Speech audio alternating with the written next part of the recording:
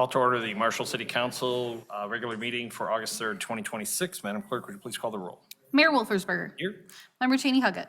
Here. Member Gates. Here. Member Hackworth. Here. Member Skibby. Here. Member Traver. Here. And Member Underhill. Here. We have a quorum, Your Honor. Thank you. That brings us to our invocation by Chris Tarkowitz of Family Bible Church. And then please remain standing for the Pledge of Allegiance. Thank you, Mr. Mayor. If you like, would you join me for prayer? Heavenly Father, thank you for the gift of this day and the privilege of calling this community home. We're also grateful for the gift of life and the people who make this city what it is. As we gather today, we pray for wisdom and understanding and discernment for the good of our community. May we walk with humility and integrity and courage and kindness. Lord, we entrust this meeting to you. May your grace guide the conversations and decisions to be made. Pray this in the name of Jesus. Amen. I pledge allegiance to the flag of the United States of America and to the republic for which it stands, one nation, under God, indivisible, with liberty and justice for all. Thank you, Chris. That brings us to our approval of our agenda. Item 6 is our public comment on agenda items. Item 7 is our consent agenda with items under A, B, and C. We do not have any presentations or recognitions. Item 9A is our 2026 action plan 6-month update. Item 10A is Millbrook Development Brownfield Housing TIF plan. It's a public hearing for that. And we have no old business. Item 12A is set a public hearing for Oprah District Establishment, 110 South Hamilton. I'm adding an item to tonight's agenda for 12B. It's resolution number 2026-25, a resolution instituting a temporary moratorium on approval of data centers. Item 13, we do not have any appointments or elections. Item 14 is public comment on non-agenda items. 15 is council manager communications. 16 is adjournment. I would seek a motion regarding the agenda. I move that we accept the agenda as presented. Second. Motion support, it's a voice vote. Excuse me. Thank you. Also second. Thank you. It's a voice vote. All in favor, please say aye. Aye. All opposed, same sign. Motion carries. That brings us to public comment on agenda items. Persons addressing City Council are required to give their name and address for the record when called upon by the mayor. Members of the public shall be limited to speaking for a maximum of 3 minutes. Comments shall address agenda item topics only. Public hearing items should be addressed during the public hearing portion, item 10 of the meeting agenda. Non-agenda items shall be addressed during the public comment non-agenda items, item 14 portion of the meeting agenda. I do want to point out to the audience that with the amendment of item 12B, that data center is on the agenda tonight. Anyone wishing to address council this evening on agenda items? Yes, ma'am.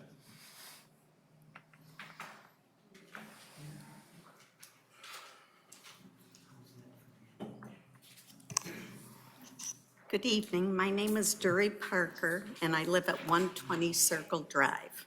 I will be addressing the Millbrook project. I missed the Dury. July. Sorry, there is a public hearing for the Millbrook project that's on item 10. So wait. If you could, please. Okay. Thank you.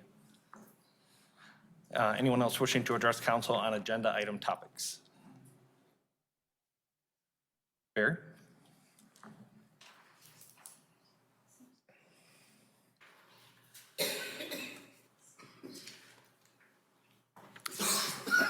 Barry Wayne Adams, 612 West Green Street.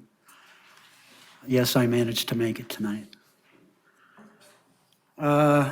Let's talk about the charitable gaming license. Seems like the direction of the city seems to be more towards accommodating vices than providing quality of life for the inhabitants. And I want to express an objection to the ambush loading of a item about data centers at the last minute. So let's talk about that. Bad decision every way. No, there are no good data centers, in spite of what some people try to say. Use too much energy, wasteful energy, destroy habitat. You know, we keep repeating it. It's not a soft hum. A hyperscale data center is not a soft hum. It's a 5-acre parking lot of jet engines. And we're already seeing the consequences of loss of habitat, wildlife habitat, and destruction of the environment in and around the city. At night, the deer, the raccoons, the possums are coming into town. People are getting their flowers eaten, and my mulberry tree has been an ample supply of mulberries for the deer as they leave their remnants. But I don't mind that. I mean, that's what we take responsibility for. We don't take responsibility for destroying that. Think about that.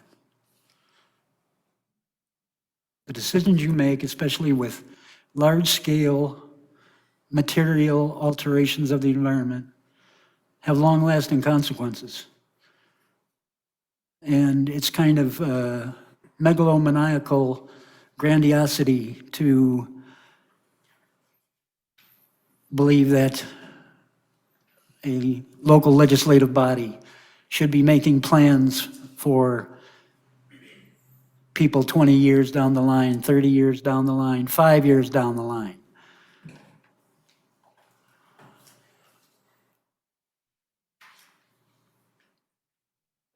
Think about what you're doing. This data center stuff is no good. And the purposes that it is for. Do you really want to facilitate the omni-surveillance police state that's going to be coming to reality if these data centers get implemented? Thank you, Barry. Think. Lynn?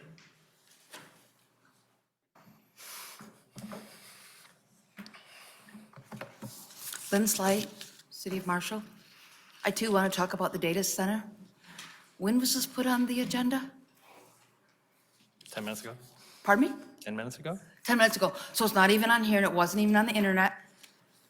Correct, it was amended. So we had no chance to even realize, we've been wanting this on the agenda, so that we could actually prepare and be able to come in here and talk to you about this.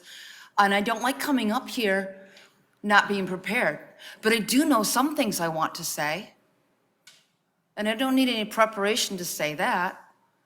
Like, for example, here I am holding in my hot little hand the master plan.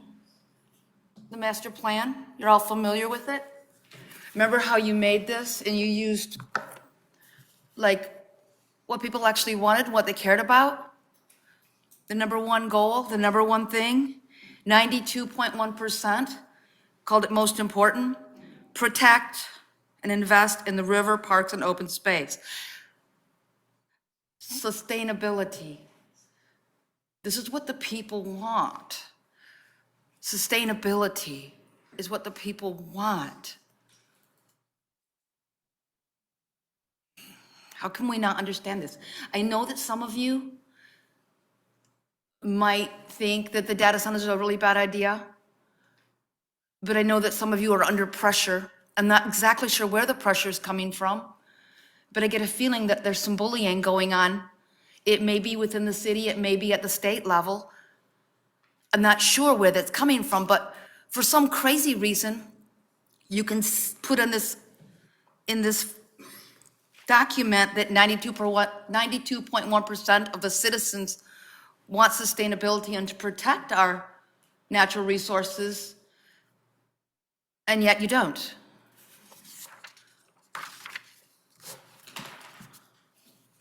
Thank you. Rebecca?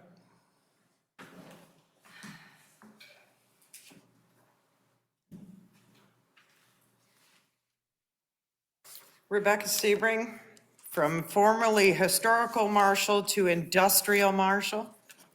I want to speak about appointments and elections. I don't think we should have any more appointments. We really need some oversight on our elections and the clerk We definitely need to have elections. I don't know about you guys, but if I were in Marshall, in town, that is, I would vote for Ryan Watson for mayor.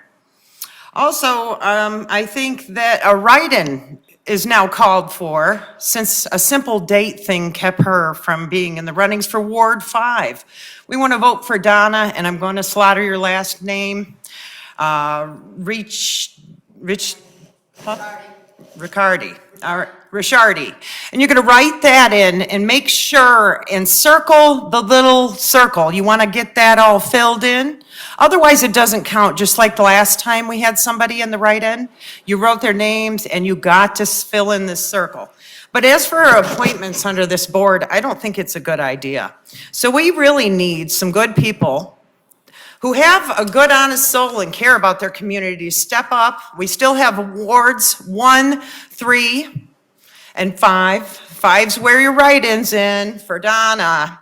And then we got Ryan Watson for mayor. That'd be great. Maybe we can turn this around and turn historical again.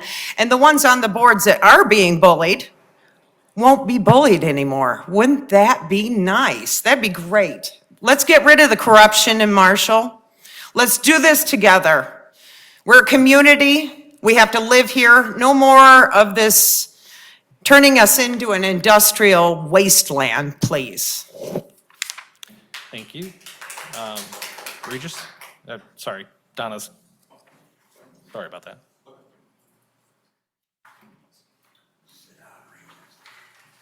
Hi, folks. My name's Donna Ricciardi. I live at 127 Circle Drive. I hadn't planned on coming up and talking, but I did try to run for election. There was an error on the date.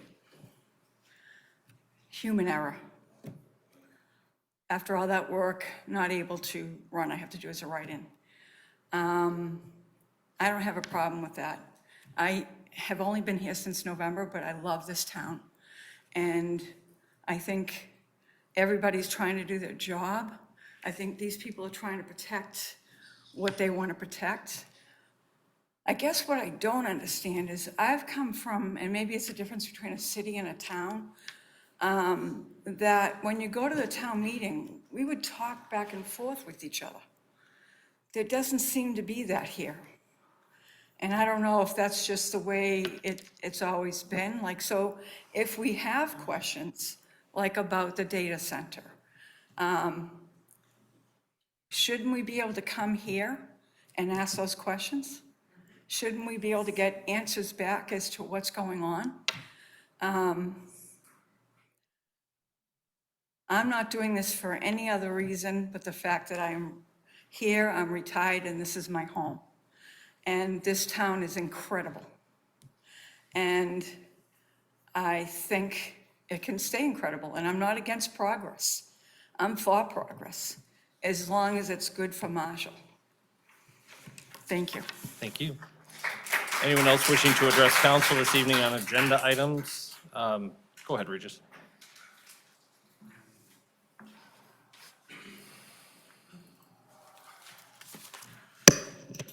Regis Klingler from Marshall. First, I would address something that was in the 2026 action plan. It mentioned some project on South Marshall as a project. I'd like to see if that could be addressed during the discussion time with the council. Lynn's comment reminded me of something too in the master plan. The surveys done for the master plan, city's own survey was like 90% of people did not want to have large industrial factories, distribution warehouses, or high-tech industries here in Marshall. That was an overwhelming result. I don't think that was followed. Concerning the data center, I don't know if you should all be aware of it by now. The initiative petition has been filed for the city clerk to put a 12-month moratorium on data centers. We will be watching closely for any attempt at shenanigans done by the clerk of the city. I think you have this to stop there's no appropriation this time to stop voting. And if there are any things that are amiss, lawsuits are not out of the question. I know the city enjoys those so much, the city and the clerk, and last time, and how many hundreds of thousands of dollars were spent needlessly. Thank you. Thank you. Dury?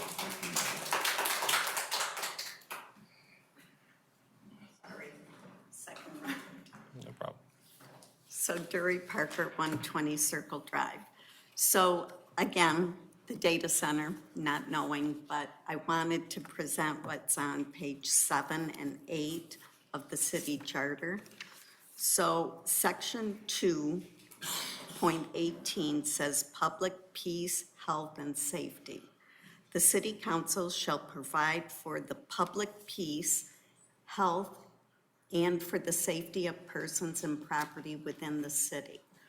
So the data center being within the city limits, and granted, it is in the industrial park, the proposed data center, I get that.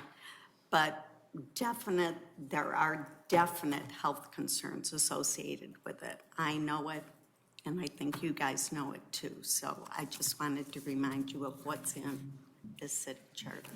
Thank you. Thank you. Anyone else wishing to address council this evening?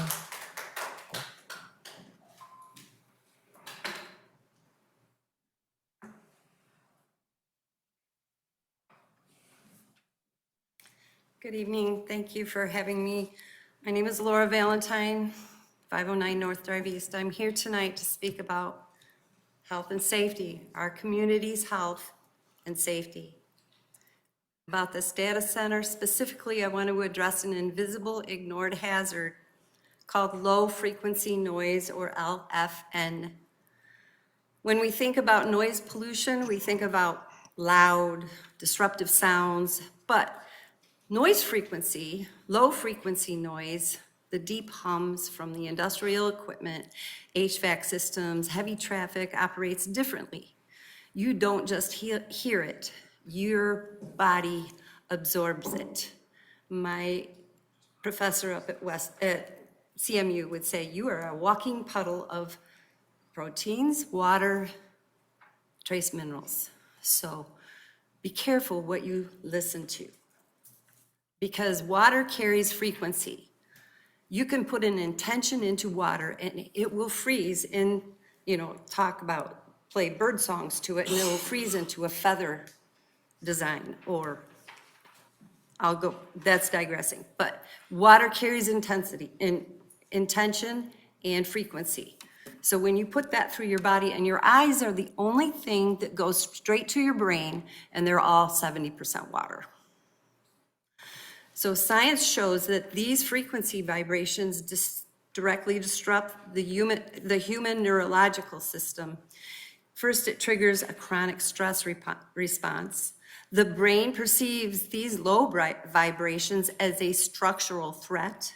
This stimulates the amygdala, which is that very small part of your brain towards the end of the brainstem, releasing a constant flood of cortisol, which, if your EMTs know, cortisol can shred your heart. And the adrenaline into the bloodstream. This is not a matter of annoyance, it is a matter of involuntary physiological threat response that your body cannot control. Second, and if anyone's ever had a panic attack, they know that feeling. Second, it severely impairs cognitive function and sleep. Neurological research demonstrates that exposure to low-frequency hums fragmentizes sleep architecture. It prevents the brain from entering deep restorative REM stages. Over time, this neurological deprivation leads to chronic fatigue, memory deficits, and heightened anxiety. I live with 2 octogenarians. My dad's 90. My mom has anxiety all the time. I'll finish this on the other time. Thank you. Anyone else wishing to address council this evening on agenda item topics? Seeing none, we will move to the consent agenda. 7A is our city council minutes from our regular session on July 20th, 26. 7B is city bills, purchases on July 17th, 2026 of $9,138.04. Purchases on 7/20/2026 of $369,882.74. Purchases on 7/24/2026 of $422,610.19 for a total of $801,630.97. Then 7C is Great Escape Stage Company Charitable Gaming License. I seek a motion regarding the consent agenda. I move we approve the consent agenda as presented. Support. A motion and support, so roll call vote, please. Member Gates. Yes. Member Hackworth. Yes. Member Skibby. Yes. Member Traver. Yes. Member Underhill. Yes. And Mayor Wolfersberger. Yes. Motion carries, Your Honor. Thank you. That brings us to item 9A, 2026 Action Plan 6-month update, and Manager Perry. Good evening, Your Honor, members of the City Council. As you're well aware, in January of this year, you put together and approved a list of about 80 goals for us to attempt to achieve this year. We've made our 6-month mark, and we have a 12-page report to present to you. Again, just so you get a good update and the community gets a good update on where we made progress and maybe not have made progress as far as those goals go. We'll put this on the website, and then, of course, it's available in the packet, too. So Thank you. There's no vote necessary on that? just receive the report. Just receiving the report. Thank you. That moves us to item 10A, Millbrook Development Brownfield Housing TIF Plan, and Director Strange.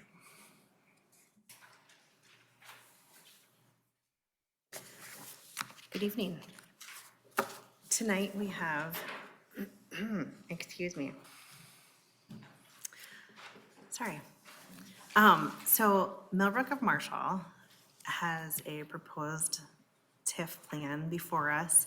It has already gone through a work session with City Council. It had a review session with the Brownfield Authority, and Brownfield Authority held a public hearing, and ultimately, upon review of the plan, has made a recommendation for approval to City Council. Last month at City Council, we did schedule a public hearing for tonight, and that is the step we are at right now. I'm happy to provide a little more input. I'm not sure if you want to do the public hearing first, or we can do a little introduction of the plan. Our consultant is here tonight. There was some unforeseen circumstances with the applicant. And I know there was a surgery involved. I'm not sure what's going on. But I think that going through, we need to hold the public hearing, get public input, and then it would be ultimately up to City Council's discretion if they wanted to proceed with approval or not tonight. But we can have an introduction. Do you want to kind of help with the introduction? Ryan Kilpatrick from Flywheel has helped us a lot with our reviews on the Brownfield plan. He's very well versed at all things incentives, and he is here tonight. If I can have you come up and just do a very brief introduction before the public hearing, that would be great. Good evening. Thanks for your time this evening. Again, my name is Ryan Kilpatrick. I'm here on behalf of the city. I'm not representing the developer. Just a general overview of the project. It's already received site plan review and approval from the Planning Commission. It's before you tonight requesting tax increment finance reimbursement agreement. As Marcia mentioned, that's been approved or recommended for approval to you all by the Brownfield Redevelopment Authority. This is a large project, right? So it's a 4-phase project. The first phase is a little over 300 units. All 4 phases, if completed, would be 994 units. The total amount of eligible expenses under the Brownfield reimbursement program would be $120 million. In total, this project is expected to create roughly $221 million of total value for the city of Marshall. What we have been doing in partnership with city staff, with the development team, with the Brownfield Redevelopment Authority, is identifying what are the proposed public benefits associated with the project, what are the conditions that we might suggest you all consider if there is an approval or a recommendation for approval, What are the next steps? Tonight would not be the last step. So if you were to move forward with a resolution approving the brownfield plan, there would still need to be a legal agreement, a development agreement that sets forward all the terms and conditions associated with approval of a brownfield plan. But I want to talk through just a handful of the elements of the proposed project. So we understand there's going to be a significant amount of job creation in and around the city of Marshall over the next several years. There is a documented housing shortage that already exists in the city. And what that does is it pushes housing prices up. So our middle income households become less capable of purchasing a home and they're forced to rent for longer. And new middle income households have a hard time breaking into the housing market. And there are programs available to reduce the cost of housing where there is available supply. But what we also find is when there's a shortage of supply, there is competition for a limited amount of housing, and that pushes prices up. So the opportunity to create new and additional housing in the marketplace helps to make existing housing more affordable. It helps to put some pressure on existing landlords to improve the condition and the quality of the existing housing that's already available. And it creates new opportunities for housing supply in the marketplace. So a handful of things that we hope that you all have read in the memo and would consider. We've prepared a memo for you that outlines the key findings. That includes the number of total new housing units that are proposed that would add to the marketplace. The number of affordable units the developer has proposed that 255 of the total housing units would remain affordable at a price point that is attainable to households earning 80% of the median household income. So depending on bedroom, whether it's a studio apartment, a 1-bedroom, a 2-bedroom, or a 3-bedroom, the rents would range from $1,100 to $1,800 a month and would not increase faster than the rate of inflation. I do a lot of work across the state of Michigan. That level of affordability is actually a really critical component of this project, and it's difficult to achieve. So generally what we're seeing in terms of construction costs is the cost to build new housing is roughly $250 a square foot. When you multiply that by the total amount of square feet, what we generally see for true market rate housing is rental rates that range from $1,600 to $2,800 a month if it doesn't have a tax incentive associated with it. And so the opportunity here is to ensure that 26% of these units remain affordable to middle income households for the entire duration of the reimbursement period. So the request is for 30 years of tax increment reimbursement. What you would get as a result is a quarter of all of the units would remain affordable to those middle income households for that entire duration. But the other important component of the project that has been proposed is 20% of all of the new tax increment that is generated passes through to local taxing jurisdictions. So typically what happens when we have a brownfield plan is all of the new tax increment that gets generated goes to reimbursing those eligible expenses. So you would wait 10 years, 15 years, maybe 20 or 25 years before the city sees the value of the new tax increment that's created.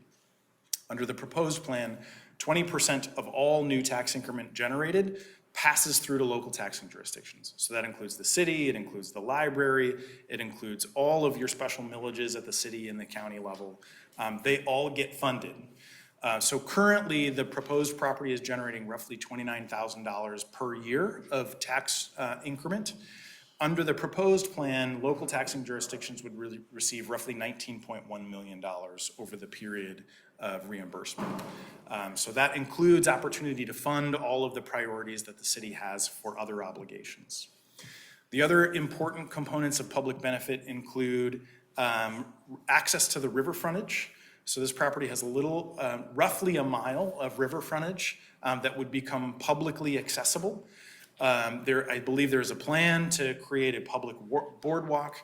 The city would, or the developer would create a minimum 20-foot wide easement in which that public boardwalk or pathway could be constructed. The developer is also obligated to build a private dog park for the residents of the community, but has proposed creating a public easement that would provide public access off of a public road so that anybody in the community could use that dog park. It'll be roughly 1.6 acres available to anybody with a dog, or frankly, anybody. So really thinking about the overall economic impact of the proposed project, the additional housing generally, the share of housing that will be affordable, the additional tax increment that passes through to local taxing jurisdictions to fund both debt obligations and general fund obligations. Our recommendation is that this is a solid project. We are recommending conditions if you were to approve the resolution tonight. We've included proposed conditions. That will include the creation of a new development agreement that imposes strict legal obligations between the developer and the city that sets forth what is the developer responsible for and accountable for in terms of monitoring affordability, documenting income certification, maintaining the property in accordance with property maintenance standards. All of those are enforceable and will be recorded with the deed so that this council and any future council has very clear marching orders in terms of what you're able to secure from the developer over time. And you're able to revoke the tax increment financing agreement if the developer fails to comply with any of those obligations. So that's an important tool that you have at your disposal. We have pretty good confidence in this developer, but if they were to sell the project in the future, you have the ability to control those levers over time. The other conditions include the public riverwalk easement, the public dog park easement, the 20% pass-through, and then you're also eligible to capture up to 10% of new tax increment to fund the operations of the Brownfield Authority. Now that's up to 10% because this project is going to generate a lot of tax increment. You can only capture the amount of increment necessary to actually fund the necessary administrative costs of the Brownfield Authority. We think you're probably not going to spend $12 million on the Brownfield Authority over the next 30 years. So you would only capture what the Brownfield Authority actually needs to spend in order to operate the authority. So with that, I'm happy to take questions now or after the public hearing. Here at your disposal. Yeah, we'll open the public hearing and then we'll get back. Very good. Thank you. Thank you, Marcia. With that, I will open the public hearing. Anyone wishing to address council this evening on the Millbrook Development Brownfield Housing TIF Plan? Yes, sir. My name is Rick Huggett, 831 Orchard Drive. Act 831 Brownfield Tax Increment Financing is a powerful funding tool that can help cover additional costs associated with redeveloping brownfield property. The premise of a brownfield TIF is simple. When vacant land is contaminated or otherwise challenged, it becomes more valuable. The increase in the value is considered the increment. An additional tax paid to increase property is referred to as the increment. Okay, the increment is captured by the taxing authority, used to reimburse the developer for the cost of addressing brownfield conditions. I don't see any brownfield conditions out there. I know this act has been modified for some multimillionaire developers. Somehow the investors have found a workaround for Act 381, Brownfield Tax Increment Financing, to recoup their investment costs regardless of the fact that there are none of the original brownfield conditions that exist on the property. If we're paying for people for the privilege of having them invest in our community, is an 80-20 split really a good deal for us? I understand that an increase of 944 family dwellings on a Millbrook property will mean a large increase for local businesses, revenues, but what are the benefits for local population who are putting up with the increase in traffic on our roads? Gravel trucks, cement trucks, semi-trucks hauling building materials, and hundreds of construction workers who have to get to and from the job site every day will be passing through our residential neighborhoods. A Drive, South 27, Hughes Street will be impassable. We have children who walk, ride bicycles, or ride a school bus to Hughes School and Marshall Academy on these roads. There are construction pollutions, also noise, dust, diesel fuel, burning construction equipment. Are you really asking us to endure these conditions for the next 10 years for an 80-20 split? It's my opinion that some of the 80% that we're giving away could go to the residents who already live in Marshall to reduce their property taxes. Remember, there are approximately 700 licensed businesses in Marshall. That's about 12% of the population. These businesses stand to benefit from the Millbrook projects. Maybe the other 6,000 people could have also benefit from tax cuts to their property. I would recommend a no vote on this proposal for some renegotiation. What are the consequences? What are their options? Selling the property to another developer? I'll bet this is not their best offer. We have the right of refusal unless we have had some backdoor deals already set in place. Let's show that we represent the people of Marshall and not strictly the business community. And I thank you for the opportunity to speak. Thank you, Rick. I just want to make a comment before I call on the next person. The Brownfield Redevelopment Act was modified by the state of Michigan to include new housing. This was a decision made in Lansing. And so that's why this development is eligible for the Brownfield dollars. It has nothing to do with our ability to interpret who's eligible locally. Yes, Lynn. Lynn Slight, Marshall. Just because we have that, don't blame it on Lansing. Don't blame it on someone else. You have the choice. I have something really simple I want to ask, and I have this this map, and I wonder if we can get that. Can you somehow put that up on the screen? The map. Do you have a map of how big this project is? How big this project is? A full mile of our river? The video can't hear you when you're over Yeah, here. you can hear me. I'll go back and say it for the video in just a minute. You see how big it is? Yeah? I wish the people at home could see how big it was. It's absolutely enormous. It's absolutely enormous. So I showed them this map. It's absolutely enormous, this project is. Bigger is not always better, guys.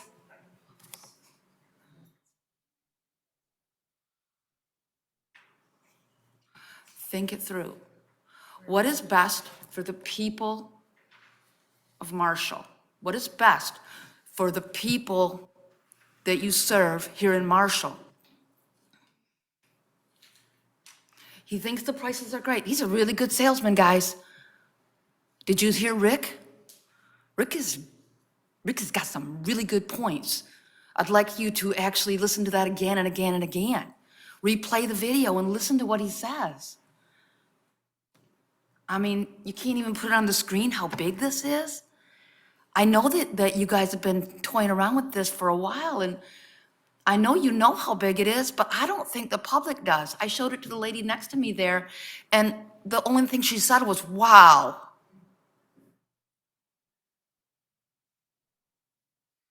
Ouch, is what I would say. Ouch. I know a lot of people, especially people that live on the south side of town. We are not a rich bunch. We don't have an income like you do.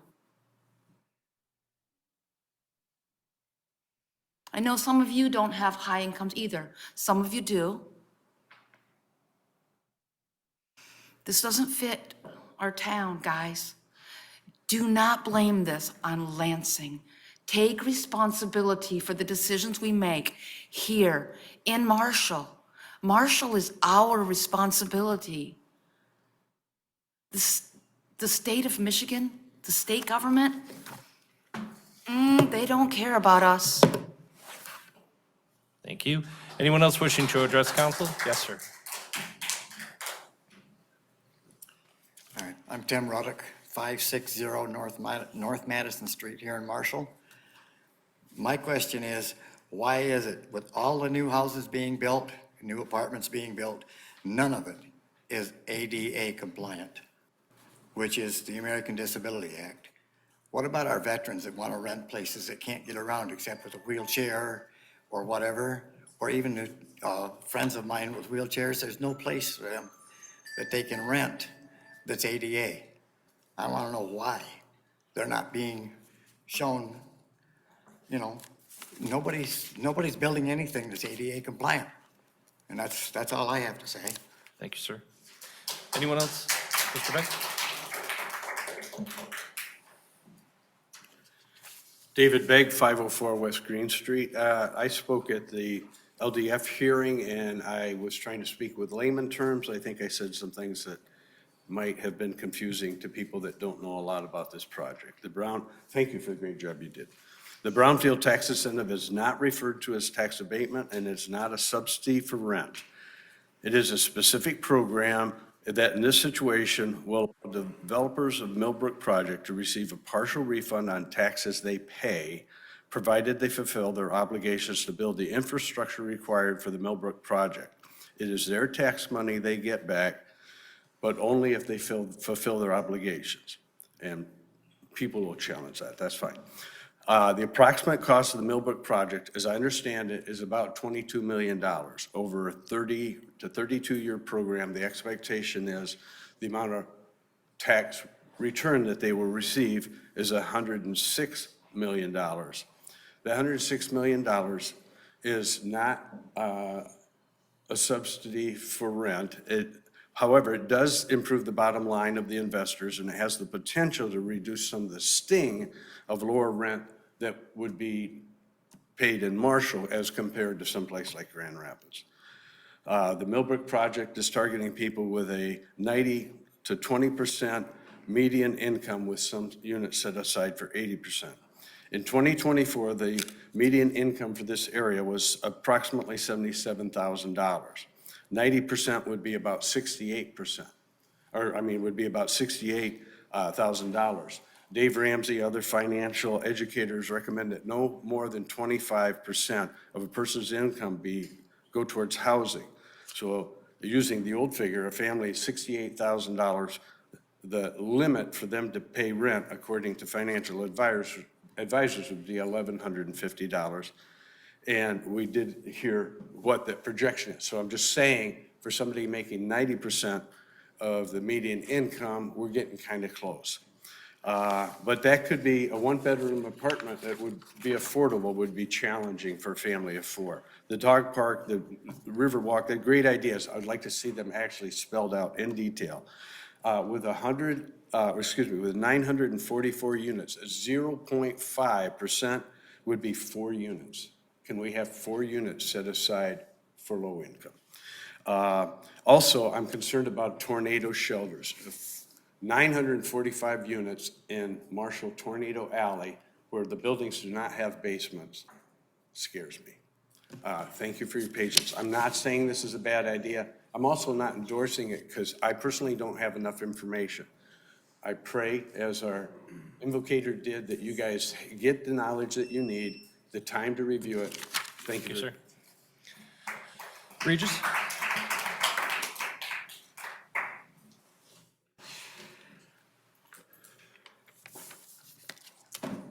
Regis Klingler, 348 Butler Court in Marshall. I agree that Marshall needs more housing. I think they need especially more low-income housing. There are a lot of people that can't afford the rents that this development will charge. The developer has said the market rate they target is somewhere around $2,200 to $2,400 a month. If you go by the 30% or 25%, makes it even worse, of income required for rent or mortgage payments, that equates to $88,000 to $96,000 of annual income. The subsidized housing for this project, it's changed a little bit. Now it's from $1,100 to $1,900 a month. It was $1,400 to $1,600, so it's about the same. But to make that affordable under a 30% percentage of your annual income would require anywhere from $44,000 to $75,000. A lot of people can't afford that in Marshall. And I believe they're using the median income of Calhoun County, not Marshall, in this figuring in the finance for this. So that makes a lower median income then. So I think there's 4%, four apartments is definitely not enough for this. It should be a lot more for low income. And also I think the project is $220 million, not $20 million. The second thing I wanted to bring up was about Millbrook should pay for off-site utilities such as wastewater, traffic, street improvements that are a direct effect of putting this project in. They should pay in proportion to the amount of capacity they use. The new wastewater line under the river, which was brought up in the LDFA meeting, a certain percentage of that capacity they are going to use. They should pay for that. Also, the street improvements that are needed, obviously at Kalamazoo and Hughes, something's got to be done. at least this traffic light initially, a circle or whatever, they should pay their proportion of the additional traffic they create for that street improvements.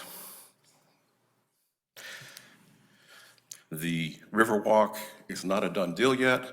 The developer said that at the LDFA meeting last time. That's to be negotiated.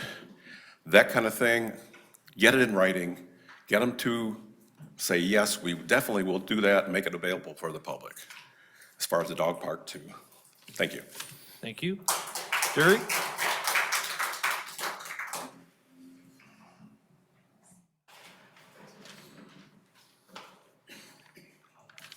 I don't know who left this. I think it was. Was it? So Dury Parker, 120 Circle Drive. So the Millbrook project, I missed the July 23rd DDA LDFA meeting. So I watched it and rewatched it and because I wanted more clarity on tax increment financing. I had no idea what that was, TIF. So what I found was some risks involved with it. So revenue diversion, the downside of this is fewer funds for citywide public services such as police and fire. The developer said that 20% would pass through to help cover the cost to the city and schools. But will that be enough? I mean, I don't know. And then the second thing was it also freezes the base value of the properties within the brownfield zone, which then can force the local governments to raise the tax rates elsewhere to cover the community budget needs. Then there's a lack of transparency. Because this financing operates outside of the normal municipal budget processes. I'm not saying that it won't be recorded or anything, but it's out of the normal. Our city population has actually dropped over the last few years. And at this particular time, people are struggling to make ends meet. I found that out when I was going around collecting signatures. I don't see the upside to this project for our community, at least not right now. Thank you. Anyone else wishing to address council on this public hearing? Barry?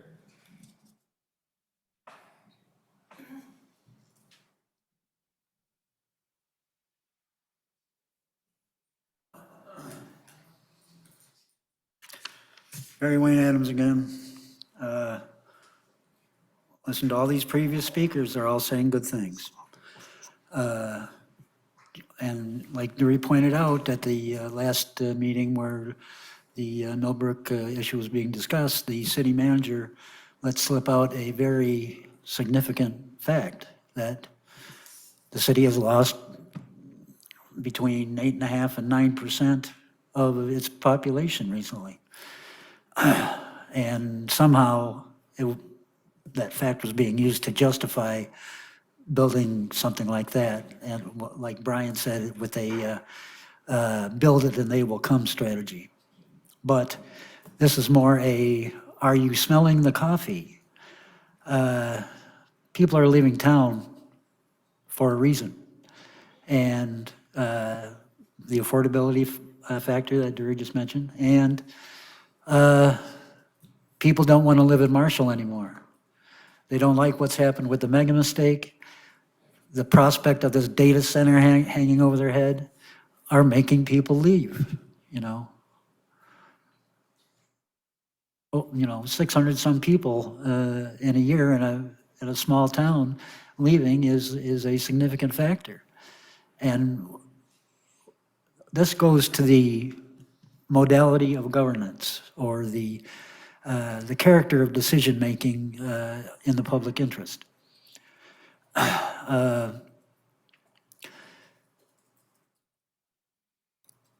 It's spelled out in the Michigan Constitution, Article 1, Section 1, and Article 1, Section 3.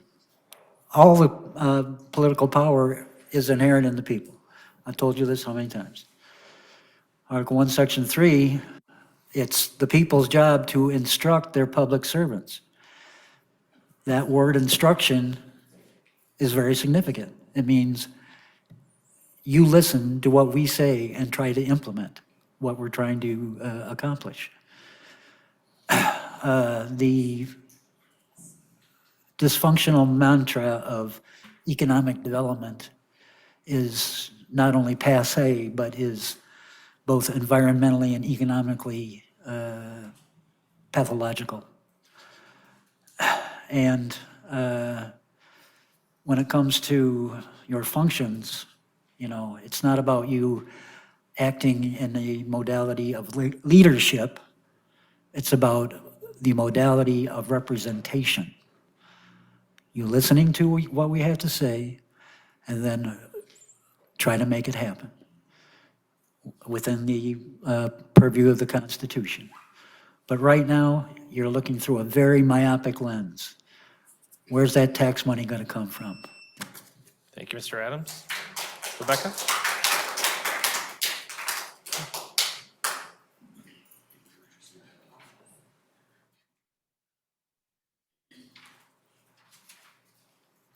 Rebecca Sebring, Marshall, Historical Marshall. From the countryside, coming from the south, I'll tell you right now. As a farmer, I'd say on that farm, I don't understand the brownfield. Maybe the barn where you worked on the tractors and some oil leaked. I really don't understand how it could fall into that. I'm sure you guys do. And also coming into town since the mega mess, it has really made it hard to get through that area. And if you do this, I don't know whether you're going to put a loop-de-loop or a light or what, but this is really going to mess everybody up. I don't think it's good for our town. This is too huge. I had no idea the magnitude until I took a look at that Lynn had. That is your entire huge farm. You're going to develop that entire thing and call it brownfield? What? Where the tractor was worked on and the oil leaked a little bit? Wow. Okay, I don't think this is a good idea. The return's no good, and we really need housing for the veteran and the handicap. I think that's extremely important. And yes, people are moving out of this town. And what we're getting in its place drive like big city stuff. And you better learn to be an aggressive driver, or you're gonna sit and wait forever, because we as a community used to be courteous drivers to each other. Now there's this huge change, which upsets everybody. They're moving out anyways, because you keep shoving it down the industry in our faces all the time. The data center was the straw that breaks the camel's back. Man, you guys need to rethink the stuff you're doing, and it sounds like this whole project is not going to pay out good for the city. And since you own the berm at the mega site, why don't you take that military strategy thing for the CCP down, since we're paying for it, and now own it?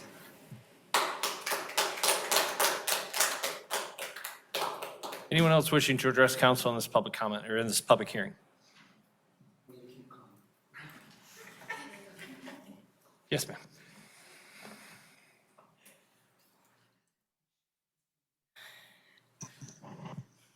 I'm just going to speak about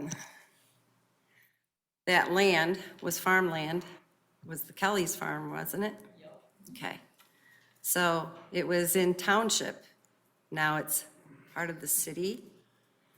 How did that happen?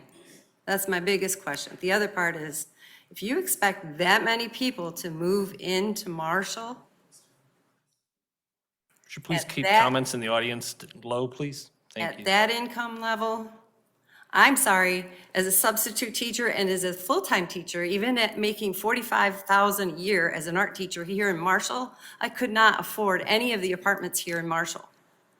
I moved to Homer. So nobody here is making 5 times everybody else's income. There's not that income level here. I talk to kids that don't have jeans to wear to school, or shoes, or coats. We have all kinds of things coming from theirs enough to go to Harrington and Gordon and all of the other schools so that kids have normal clothes to show up to school in. Your pie in the sky There is a sucker born every minute guy, developer.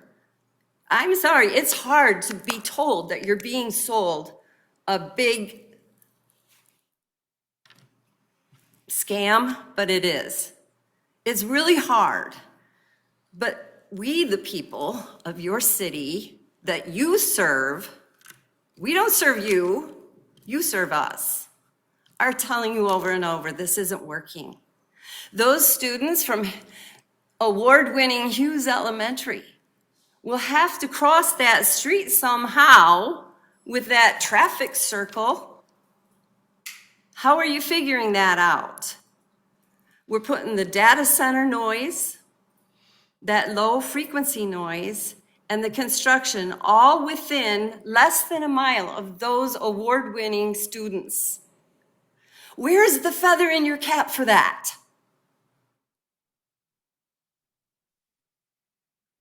You make your decisions permanent when you sign on that dotted line, so please think carefully.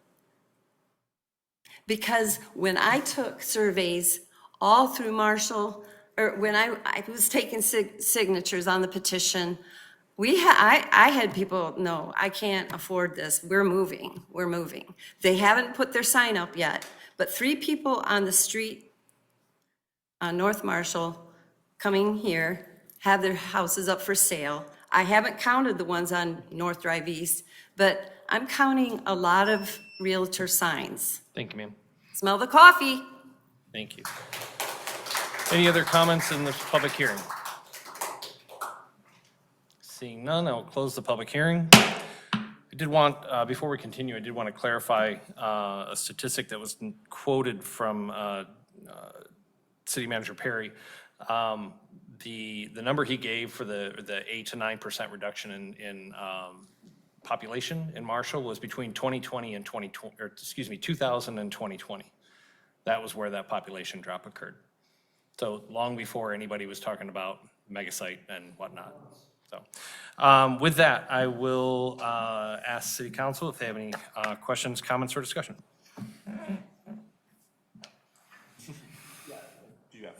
You can if you want.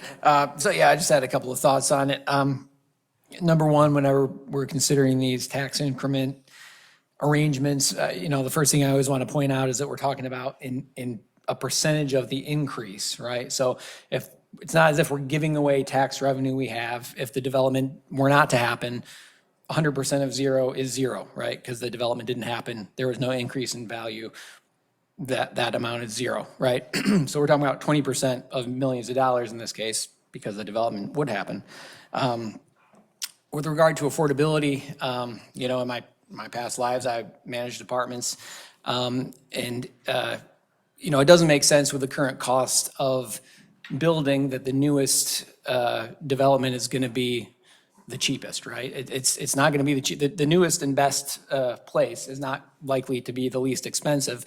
But we have a supply and demand problem. You see on social media, a lot of people, I'm trying to find a place to live in Marshall, struggling to find an apartment or whatever. And if we have more supply, that's, gonna, I think, ease some of those price inflation issues we've seen.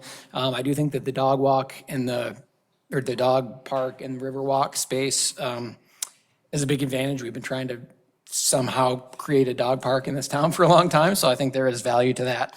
And so those are my thoughts on it. Okay, thank you. Any other further comments, questions, or discussion? I wanted to just clarify just some of the questions that were asked for ADA compliance. In there, they said that all those first floor apartments as well as the single family units, those are going to be ADA compliant, or they'll just be, I don't remember exactly. I think they brought that up in the work session, but I just wanted to.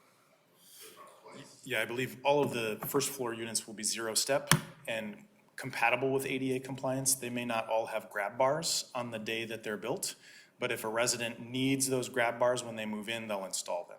So essentially, they'll be a standard residential unit, 0 step, potential to be ADA compliant. If they have an individual with disabilities who wants to move in, they'll install the grab bars and accommodate the individual. Okay.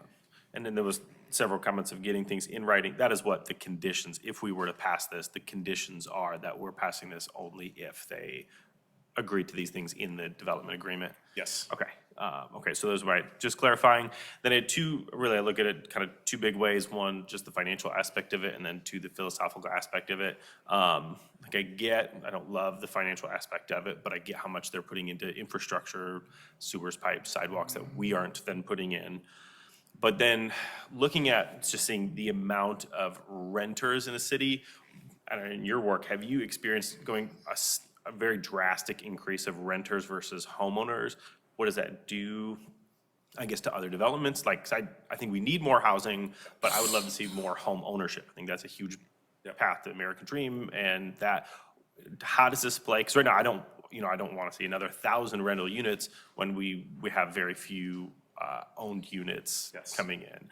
Any thoughts on what that does economically? Yeah, absolutely. You know, I think part of what I would recommend is you compartmentalize a little bit.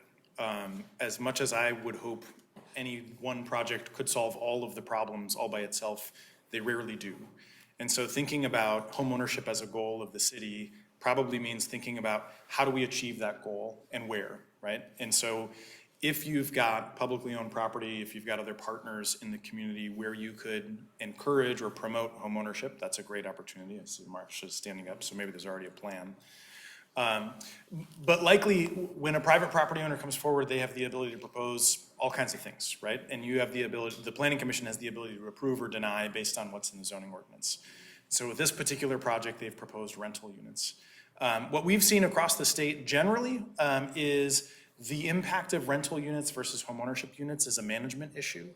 And so that's one of the reasons that we've proposed a condition that the property be maintained in accordance with the city's property maintenance standards to ensure that you have really strong management over the life of the tax increment reimbursement.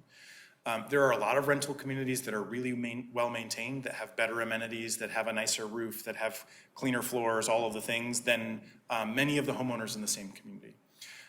Generally, what we find is residents who are in a well-maintained property care better for the community, right? Residents who are in a poorly maintained property care less, right? And so what we really want to do is instill this culture of responsibility, accountability, and strong maintenance. And that's one of the reasons we've encouraged that condition of approval. I was just gonna comment that single-family homes in our community, we have multiple ways that we are getting single-family homes, right? And they're, at a kind of slower pace than obviously this this housing development is proposing. But we have both a North and South NIA district, right? And we have some developers that are using those TIFs, right, to develop single-family homes. That is kind of the arm that the city is using, NIAs as a way to try to encourage and cover those costs of the same type of roads, curbs, gutters, pipes, and all of the things, right, that normally the city would, be maintaining, and, it would be your typical street, right? But those costs are incurred by the developer, and this is how, in those single-family home areas, those are being covered is by NIAs. That help? Yeah.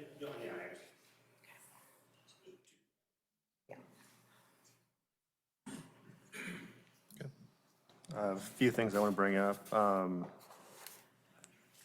First, yes, this was a township property. This was transferred into the city via 425. It's been a while now. Can't remember when. 2 years? 2 years ago that transfer happened.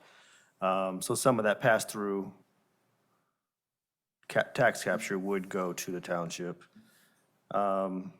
During the public hearing at the Brownfield meeting, City Manager Perry brought up a stat. I was hoping he could recall and remind me what those numbers were of how many people living in Marshall work outside of Marshall, which I found was a pretty interesting stat to make public.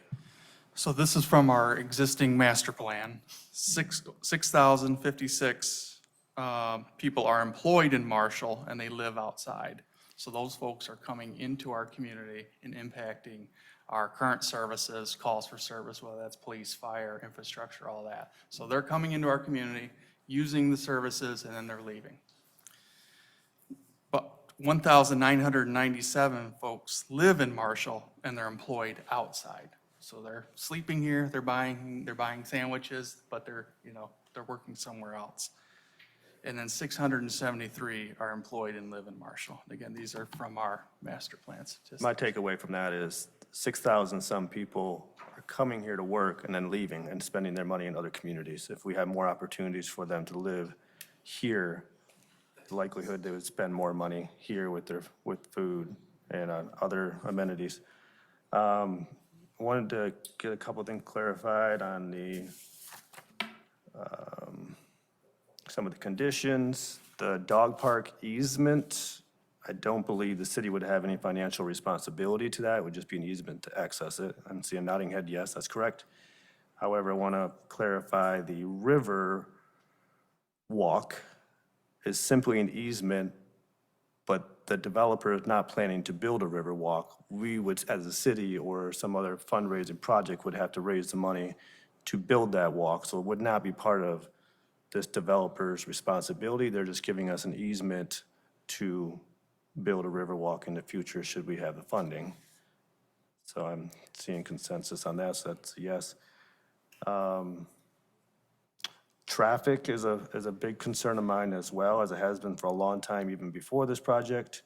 And I believe there was something in here that does hold the developer responsible for some sort of fees or cost to improve that intersection.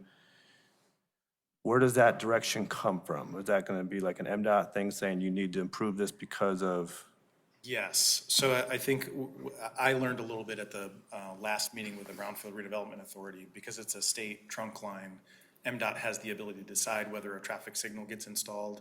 And I think the developer wanted a traffic signal there, or a roundabout, right? Whatever MDOT would approve. And MDOT denied it, saying essentially there isn't enough throughput at that intersection yet to justify a light. And so I think the developer would be glad, once some of those units are built, to go back and petition MDOT for a signal or a roundabout, or I think whatever the city would like to support or propose. Am I getting that right? Please keep audience comments down, please. And there is, it's laid out so that the MDOT assessment, we actually had them do two traffic studies for MDOT before this plan was proposed to the Planning Commission. They were also very concerned about traffic. After phase one is complete, they need to do another traffic study. And that was driven by MDOT, but we anticipate that even though there is a laid out plan for what MDOT anticipates is going to be needed after each phase of development, they're still going to be required to go back after phase one to do another traffic study to see if what was anticipated to be needed after each of these phases is bringing the traffic that was anticipated, or if it's more, or whatever is going on. So I think that at least the plan is there for, we have an idea of what might be needed at each phase, but my understanding is that's going to be checked as part of the MDOT monitoring of that intersection. Okay, thank you. And then, Sorry, just real quick before Yeah, you go ahead. continue, I did want to, I did forget to enter Treasurer Glenn Kowalski's comments via email into the public comment. Am I able to do that retroactively? Okay, thank you. Go ahead. just the other point I was going to make is that all 900-plus units are not expected to be developed at one time. It is a phased approach, so phase one, I would imagine if they can't fill up all of those, the numbers escaping me, 327. 327, they would likely not move on, or they would revisit the rest of their phasing plan. But, so 327 is phase one, which is a little bit more bite-sized, I guess, to see how the community responds to it. That's it, that's all I have. Yes, sir. I think when we talk about the American dream, it's the 80s, the 90s, and it was more achievable to hit that American dream. In Marshall right now, the cheapest home in the city of Marshall is $165,000. What that would take you, a $33,000 down payment, if you have a 720 or above credit score, it would still cost you $1,352 a month for an 800 square foot home. So I think when we hear like the prices, those kind of things, that's more achievable than someone saving that much money for a down payment. That's why rentals are so big on the east side of the state right now. I think the range, when I think about it, it's in a range that people can afford, but not have to dedicate so much down to a home, because the buying is not usually there anymore for the younger generation. So that's my 2 cents. Thank you. Yeah, I'm also very concerned about the traffic, really concerned about that area. I just don't see, maybe with the phased approach, and they do address it after the first phase or during the first phase when the traffic is increased. I just, that really, really concerns me. It's a problem now. We can't get the state to budge on it. I don't see it getting any better. Just thinking back over the years and things too, I look at probably when they built, I don't remember, but when they were building McClellan apartments out there, I'm sure those weren't popular, you know, with everybody. I'm sure having those apartments built, but they keep them maintained. They do serve a purpose. I can see that this would serve a purpose, maybe being a little bit higher quality or scale, and then making room for more people to go into the McClellans and the other places that we have around town. So redistribution of people, possibly making things more affordable. It could also spur those apartment buildings to actually do some maintenance and do some improvements of those properties. Someone said something about tornado. I don't know what the tornado plan for the McClellan people are. I agree, we have a problem. The last apartment I lived in was over on Arm Street, and I had a basement that I could go to because it was a townhouse, and I had a basement. So I don't know what people, I don't know what people without a basement in their house do. So, I mean, those are all considerations and important, but I'm not sure that's a make or break with this deal and this apartment. I see that we need apartments, we need to get those people that are living outside of Marshall and working in Marshall here and increasing our tax base and everything too. So I am really torn on this very much, but I wanted to bring out my thoughts and let those be known. Thank you. I've been very public that I am not a fan of brownfield. It's 30 years. I think it's horribly too long. But I can't help consider this the fact that, you know, we can't look at this in a bubble. You know, these additional residents will bring children to our schools. They will bring customers to our businesses. They will, you know, fall in love with Marshall as much as the rest of us have and want to own a home here and stay. I was thinking about how North Drive and East Drive and O'Keefe and Wooded Lane and all those areas did not exist prior to the mid-60s. The high school didn't exist until, I think, 1972. So Marshall has gone through these growth spurts before. They've accommodated them, they've adjusted to them, and we've flourished. And I believe we can do that again. So if there's no further, James. I'll just jump in on this. I will say that we had a meeting a couple years ago, and there was development land laid out on a map that we all looked at. And we looked at what was going to be housing development. And this field has been talked about, this farm has been talked about for at least 2 years. So I will say that, the size hasn't changed, and we've been looking at this as a development acreage for at least 2 years. Because it has been for 2 years, because that's when we brought it in. And it's been looked at for longer than that. Some of the concerns I do have, though, and I brought it up during the work session, was Crary Street, was Hughes, and having to turn left or right out of Hughes, having to cross Hughes from the school, from the west. You've got Circle Drive, you've got Crary Street that's going to be affected there as well. You've got 3 or 4 roads right there, I think maybe even 5, that are going to be affected by trying to get in and out there. And I know that has nothing to do with the development, but it is an issue. Now, I guess one question would be, how long are you proposing, or how long is the developer thinking that 322 units, phase 1, how long is it going to take to build that? Yeah, so their development timeline is projected at 2 to 3 years for phase 1 to be fully built out. And I think, as was suggested, they'll then assess the market and see how quickly were they able to lease up. Are they able to get their rental rates that they are proposing? Does it still make economic sense to move forward with phase 2? So 322 apartments, you're looking at roughly 650 new residents if they were to fill all 322. That's a pretty significant increase in people coming into the city that are looking for homes. Does 20% cover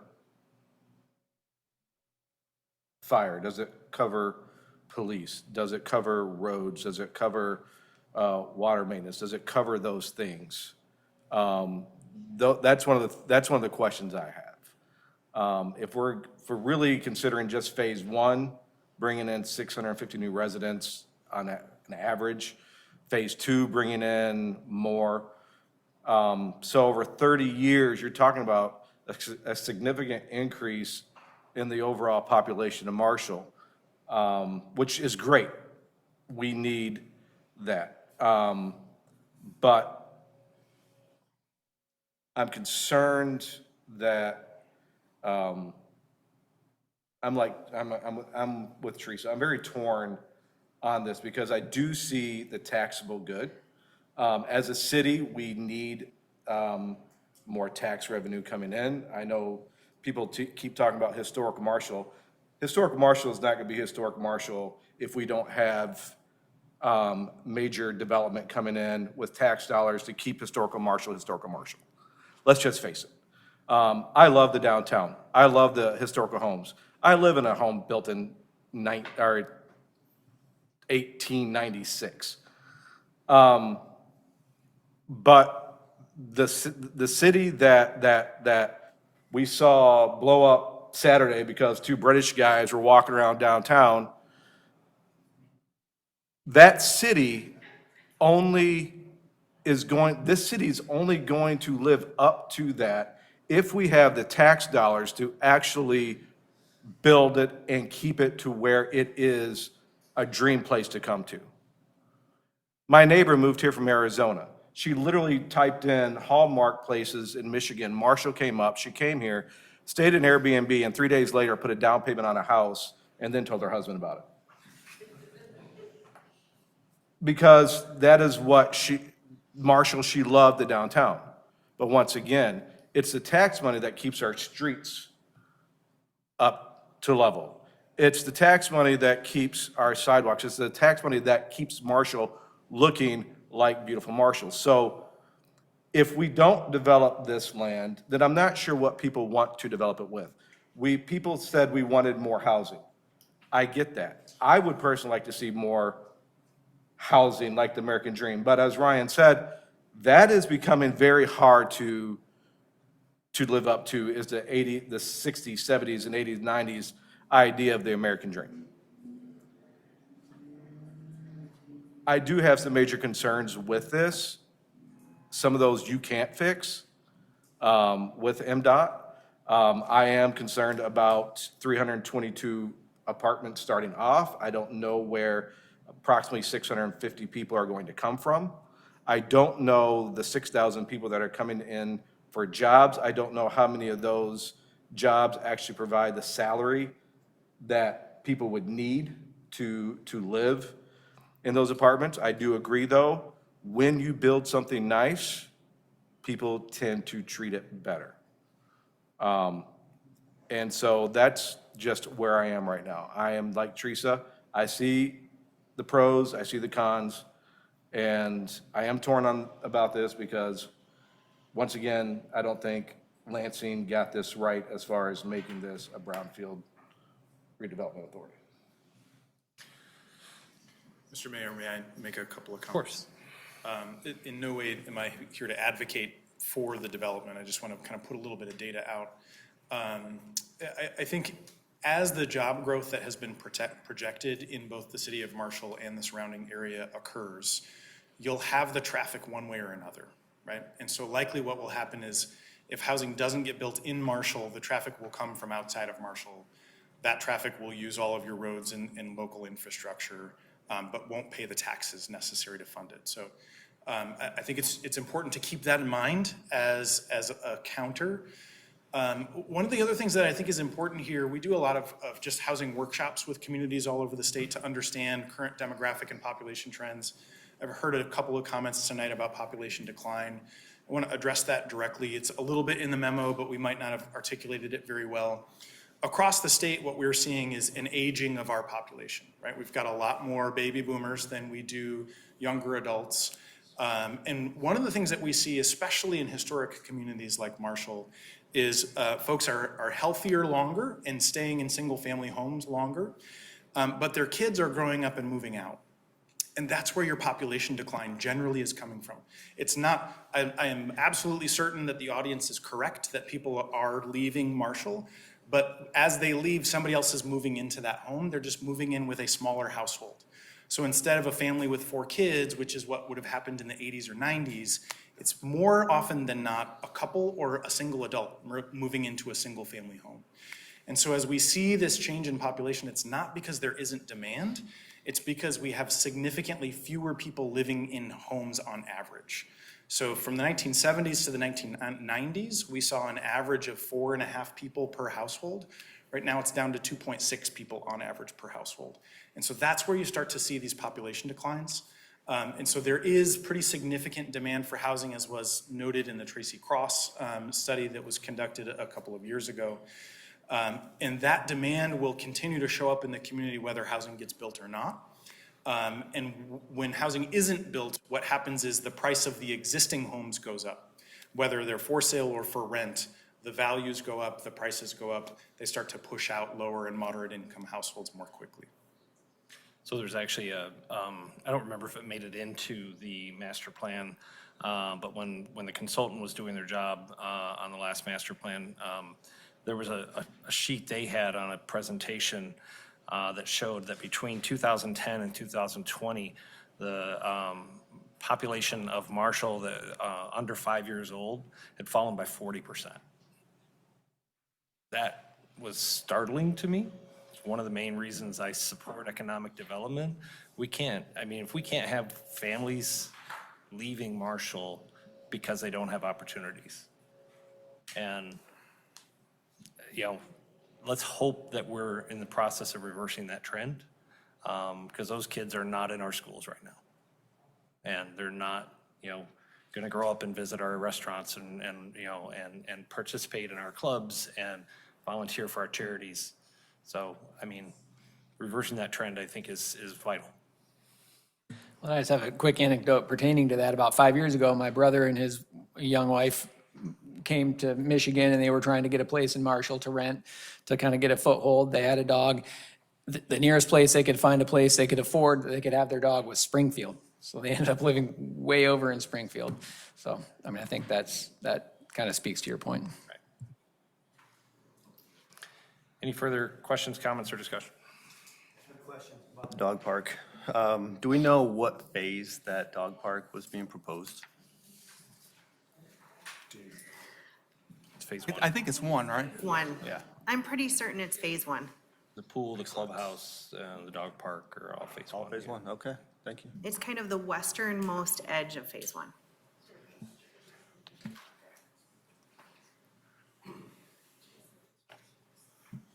Any further questions, comments, or discussion? Thank you both. Seeing none, I will seek a motion regarding 10A. I'll move that we approve Resolution 2026-23, a resolution approving the Brownfield Plan for the Marshall River Development, Millbrook of Marshall, adopting the recommendation of the City of Marshall, Brownfield Redevelopment Authority, and conditioning such approval upon certain conditions, and authorize city manager to sign the necessary documents. Second. I have a motion and support. Is there a roll call vote, please? Member Gates. Yes. Member Hackworth. No. Member Skibby. No. Member Traver. Yes. Member Underhill. Yes. Mayor Wolfersberger. Yes. Member Cheney Huggett. No. Motion carries, Your Honor. Thank you. That moves us to item 12A, set a public hearing for the Oprah District Establishment, 110 South Hamilton, and Director Strange is back. Hello again. The city has received an application for an obsolete property rehabilitation exemption, Oprah. We've done these before for other buildings in town. This one is for 110 South Hamilton Street. The Oprah application was in the packet, and the applicant from Mancarian Properties is also here this evening, if you have any questions. They're proposing a comprehensive renovation of that property. It has already been deemed obsolete by the assessor. And upon completion, the building would be home to what they're calling the Yardage Club. Information about that project was included in the packet, but it's an indoor golf club with golf simulators as the main focus of that business. Just a reminder, Oprah is a tool created by the legislature in 2000 to encourage the redevelopment of blighted structures. It works by freezing the taxable value of the property for a period of up to 12 years. Freezing the taxable value of a property provides an incentive for a property owner to make significant improvements to a building without incurring the increase in property taxes for the period approved by the city. The requested 6-year exemption aligns with the timeframe allowed in our city's adopted Oprah policy for the value of the investment by the applicant. But before an Oprah certificate can be considered, an Oprah district must be established, which requires a public hearing. The extents of the proposed district are the property limits of this property and are provided in the packet. The property description, tax ID, and parcel number are all in there. And so tonight, we're recommending scheduling a public hearing for an upcoming meeting to consider this request. Thank you. Any questions, comments, or discussion for Director Strange? This is just, so I'm going to put 2 caveats on this. This is just to schedule the public hearing and just to create the district. It's not actually granting the district. Correct. Granting the, yeah. Correct. I move that we schedule a public hearing for August 17th, 2026 to consider creation of an Oprah district for 110 South Hamilton Street. Second. Motion and support. It's a voice vote. All in favor, say aye. Aye. All opposed, same sign. Motion carries. Thank you. That brings us to item 12A, resolution number 2026-25, a resolution instituting a temporary moratorium on approval of data centers. I am bringing this motion for, or this resolution forward. I feel this is the right time for this as we continue to work through our noise ordinance, as well as other regulations that we want to be sure are in place before a data center moves forward, either the existing project or any other. So I will look for any questions, comments, or discussion. This is something that I've been hoping for a couple months. I think there are too many questions and not enough answers. I do hope we take this year, if we pass this as city council, I do hope we take this year, though, to get our own studies done and to look at the noise studies, to look at the environmental studies, and to really dig into this, not just for this, but for anything else that could come in the future. And I appreciate this because this would give us time also to maybe look at what some possibilities are in the future so that we can get some ordinances together, so that we can be more proactive than reactive. So I do appreciate that this is coming to the table. Thank you. Any other questions, comments, or discussion? I agree with James. I'm glad that we're going to have some time. I think we need to set ourselves a schedule that we want things done timely. We don't want to wait until 300 days before and say, oh, we never did that, or we never looked into the noise and we never did that. So, and that is what I'm reading is happening in other areas that have had moratoriums already in place for several months. So we need to plan ahead, plan for wild activities. We don't know what's going to come, and we don't want to be caught broadsided again. So I'm glad we're taking some time. I think that's, that's why it's reasonable to do it now. We know the questions, we know that, we have a better understanding. We were benefiting by Altera's due diligence period. As that's coming to a close, I think we need to have a little more control over this process. That if the developer continues to proceed with their due diligence after a moratorium is in effect, and if they do identify a partner, that my request would be that they would let the city know who that partner is. So as part of our due diligence, and our research, and our ordinances moving forward over the next 12 months, we can incorporate what that end user looks like into our research, because they're not created equal.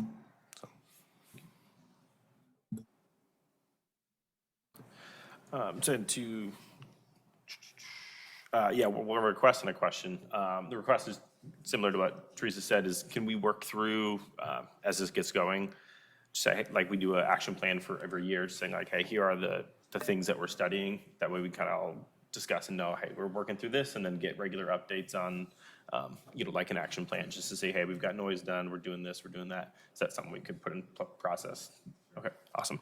And then the second question will be, given the ballot initiative that came forward, how do these two things relate? Like if we pass this tonight, does that still go forward and get voted on? Does that extend the 12 months if it gets voted on by the city? I guess I'm just curious what the relationship between this resolution and then that ballot initiative would be, were they both to for sure pass?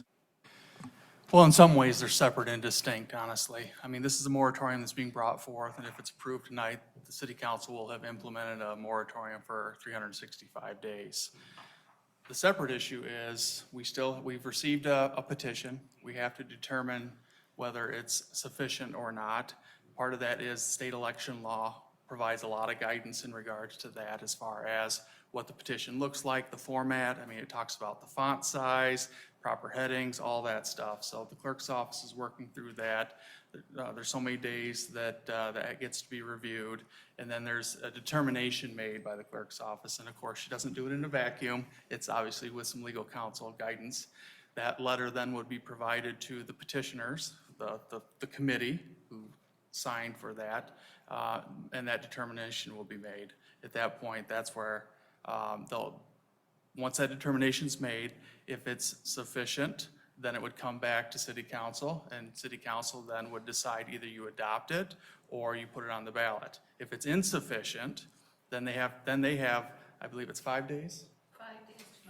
5 days to notify, basically provide a letter to city council, city clerk's office to say, we disagree and here's why. And then that would be brought before city council to make that determination. So that's the process. That's the process. If it was sufficient, you're saying we can, or this may be kind of where we're at now, we could adopt, we could just say whatever it is, say, yeah, we agree, just go ahead with it, or we say put it on the ballot, let people decide. Well, there's a little more nuance to that, right? Exactly, right? I mean, it has to be an ordinance, right? And as you know, there's requirements for an ordinance, right? So that would be an evaluation the city council would have before you to make. Yeah, I guess without seeing it, it's just, maybe it's hard to tell. I'm just trying to make sure, does one supersede or override the other in any way, or is it just like, is it just essentially an extend? If we pass this tonight, and then they vote on it in November, it just basically extends the whole moratorium between now and whenever it passes. If you pass this tonight, this is the moratorium that's in effect. Okay. Right? That's how you should treat it and look at it. Yeah. I just want to make a comment just to provide some context for the whole discussion. I think when the data center project came through, certainly my first response was, we need to get a noise ordinance in place. I know that other members of council and the mayor also had, concerns and a laundry list of things we needed to do to make sure that the house was in order in terms of all that. I want to applaud city staff has been working very hard. And a lot of that work happens behind the scenes. So I understand that from the public's perspective, you might go, gosh, they're not doing anything. They don't care. But in fact, there were a lot of conversations have been had. A lot of work has been done by staff to, just fulfill our obligations to make sure that, anything that does move forward is done in a way that benefits the community. But, and I think that, staff has made good use of the time that we've had. But I do agree that more time is needed, particularly, given the level of concern in the community, the complexity of the type of business that's coming in, the fact that it's a newer business, and the fact that, as has been said, there are details we don't have yet. So I do think that it's the right choice to implement the moratorium at this time. Okay. I am going to, before we continue discussion, especially since this was not in the agenda packet, I do want to read the resolution. Minutes of a regular / special meeting of the city of the council of the city of Marshall held on the 3rd of August, 2026 at 7 p.m. The following preamble and resolution were offered by Mayor Scott Wolfersberger, and, well, I guess we haven't gotten to their part yet. Sorry.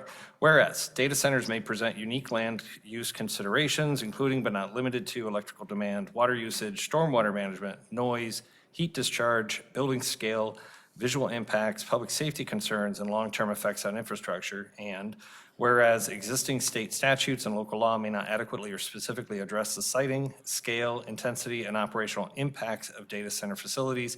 And whereas the Marshall City Council believes adequate time is necessary to determine whether recently introduced state legislation will have impact on local control of data centers, and to research, study, and enact noise regulations, review best practices from other jurisdictions, evaluate infrastructure capacity, and consider whether other regulatory tools are warranted.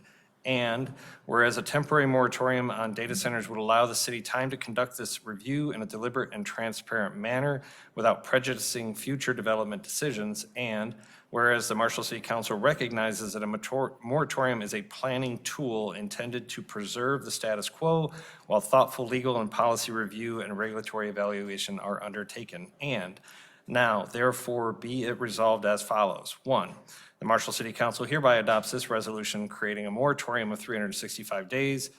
Moratorium, sorry, the wording's a little weird there. Moratorium unless terminated earlier by subsequent ordinance or city council resolution. 2, no data centers nor similar developments shall be approved or otherwise allowed during the moratorium period, being 365 days from the effective date of this resolution. 3, the city manager, city officials, and the city attorney shall proceed to study relevant state law to include recent introduced legislation, noise regulations, environmental concerns, and land uses, and submit relevant information for the council for local ordinance and code amendments with respect for data centers and similar developments as appropriate. 4, during the effective period of the moratorium and deferral, any alleged aggrieved property owner or business, i.e. petitioner, shall be entitled to petition a hearing before the city council for the purpose of attempting to demonstrate to the city council that the temporary deferral established by this resolution will result in the preclusion of any viable economic use of their property or otherwise violates applicable provisions of state or federal law. Any such hearings shall be conducted on a reasonable expedited basis before the city council. At the conclusion of the hearing, the city council shall make findings and conclusions with respect to whether the petitioner has demonstrated that all viable economic use of the property has been precluded by the temporary deferment adopted in this resolution, and whether this resolution is unconstitutional on its face or is applied to the petitioner's case. If it is found and demonstrated that the deferment has the effect of precluding all viable use of the property or that it violates state or federal law, the city council shall grant appropriate relief from the deferment to the degree necessary to cure the contravention. And 5, the city council may extend the term of this moratorium resolution prior to expiration of its then current term if the city council determines additional time is necessary to consider and possibly adopt an ordinance or amendments as described herein. Such extensions shall be for 30 days and multiple extensions are allowed. All other provisions of this resolution shall remain in full force and effect during any such extension period. 6, all resolutions and parts of resolutions insofar as they conflict with the provisions of this resolution are hereby rescinded. So again, any questions, comments, or concerns, or discussion? Yeah, and then my last question was just on 4 with that potential of hearing that, so it says precludes any economic activity. So if they came and say, hey, we've got this and we were trying to build a data center and we said, you can't do it right now, they would have to say, well, we can't use it for anything, right? Like, it's not just their current project, they would have to prove that it's any economic, that any project would be precluded by this. I was trying to understand exactly what that hearing would entail were it to come. Again, they would have to demonstrate to the full city council, majority of city council, that there's nothing else they can do other than the project they're proposing. Okay. And you guys have to adjudicate that yourself and make that determination. Okay, just make sure that's the case that they've got to make, is that we couldn't possibly do anything else here. Okay.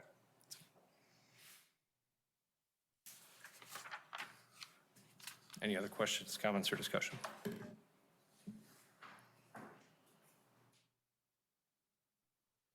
Seeing none, I'd seek a motion on 12B. It would be resolution 25, just so you know. Yeah, 2026. 2026-25, that's the next one in order.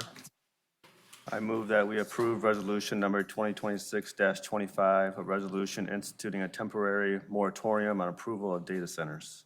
Support. Voice vote?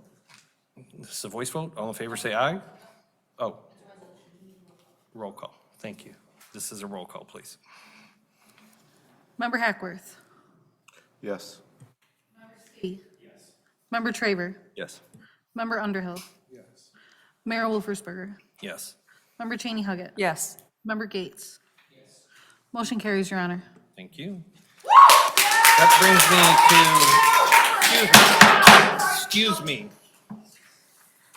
That brings us to number 14, public comment on non-agenda items.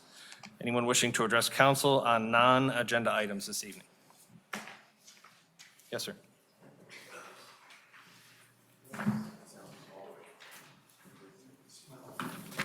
Regis Klingler, 348 Butler Court in Marshall. Couple things.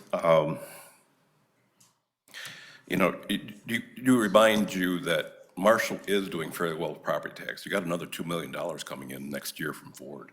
So we're not desperate for more property tax. And along with that, are we going to consider a reduction in property taxes for individual homeowners and businesses in Marshall? I think that should be a consideration of this council. With the additional property tax that we're taking in, all the new vehicles we're buying and all the new staff we're hiring, there should be something in it for the residents also.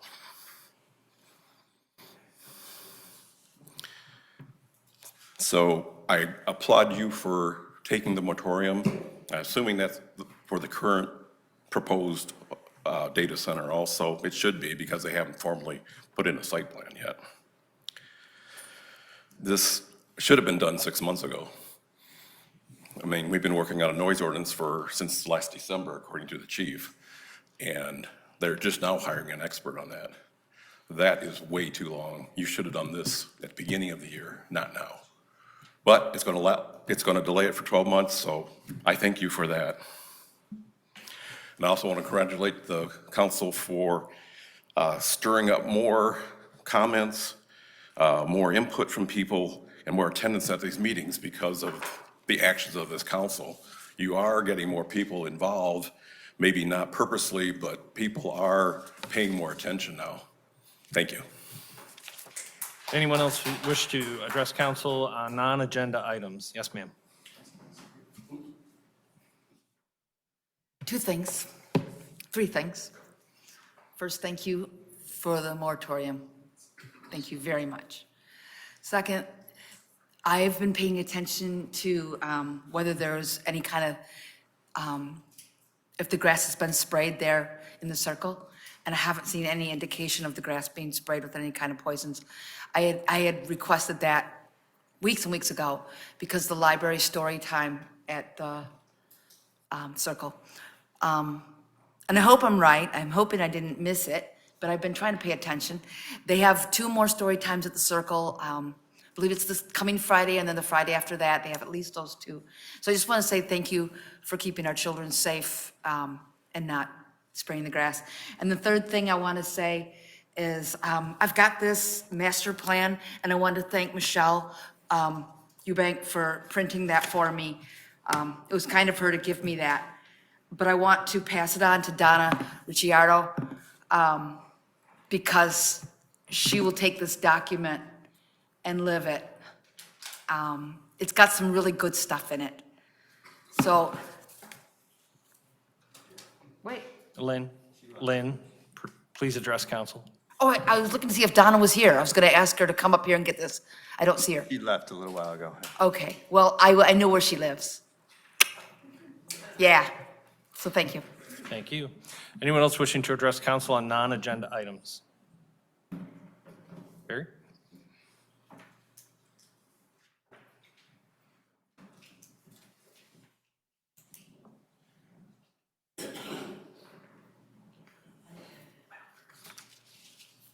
Barry again. I want to applaud the courageousness of council members Skibby, Hackworth, and Cheney Huggett in the recent vote. But now we've talked to you about transparency, and when you do these ambush loading of agenda items, like what you did with the data center issue. Now, we're all well and good about the that you are considering moratorium, but it's also interesting that you gave yourself the ability to take it away or add to it as you choose. But if you want to steal the thunder of the Creed people, have at it. Now, this is something you do at every meeting, and it moves to the issue of lack of transparency.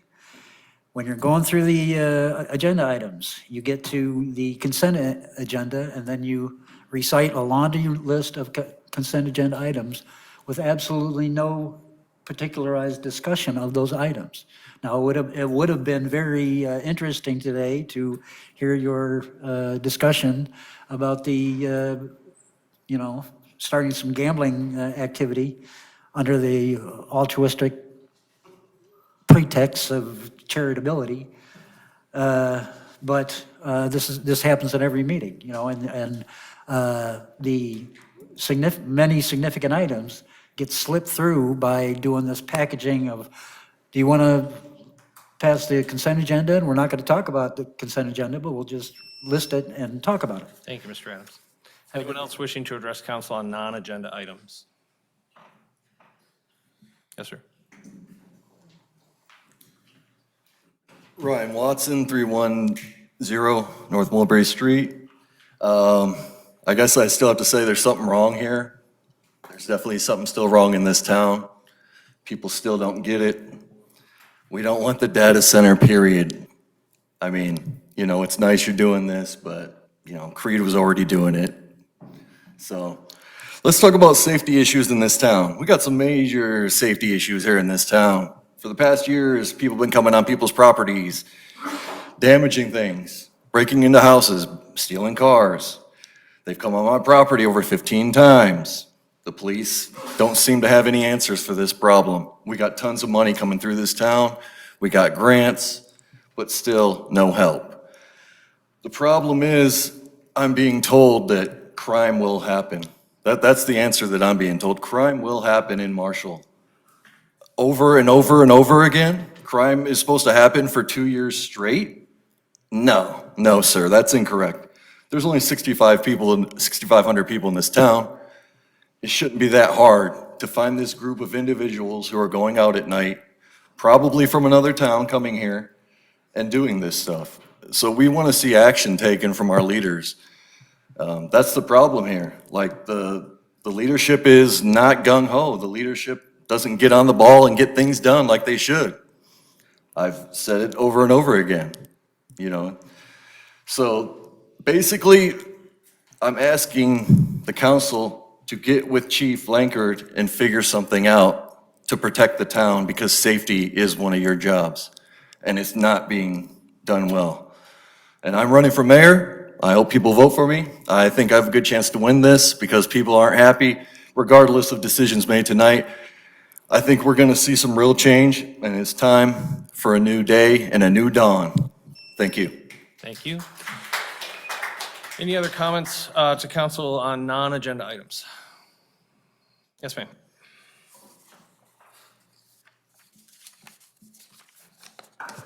Laura Valentine, 509 North Drive East. I'm just going to pick up where I left off.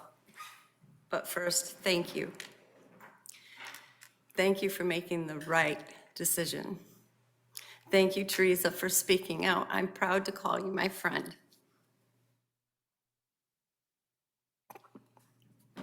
Very proud. Sorry, I'm going to breathe through this. So the last paragraph I was reading was, second, it severely impairs the cognitive function, low frequency noise. Neurological research demonstrates that exposure to low frequency hums fragmentizes sleep architecture. I'm going to skip down to the third paragraph. Over time, neurological deprivation leads to chronic fatigue, memory deficits, and heightened anxiety. Finally, it causes a condition known as vibroacoustic disease. It is a real disease. This causes the structural brain changes in brain tissue, including thickening of blood vessels. We cannot simply close our windows to lock this out. Low frequency waves pass easily through walls and glass and barriers. As our city grows, our noise ordinances must evolve. We need specific zoning laws, structural mitigation, and strict limits on low frequency emissions. Protecting our citizens means protecting our neurological health. Like I said, our eyes are the window to the brain. Your brain controls the rest of your body. We have a lot of little ones that walk to school. Please let this update in our city codes to silence this invisible threat. Thank you for your time. Thank you. Anyone else wishing to address council on non-agenda items? Yes, ma'am.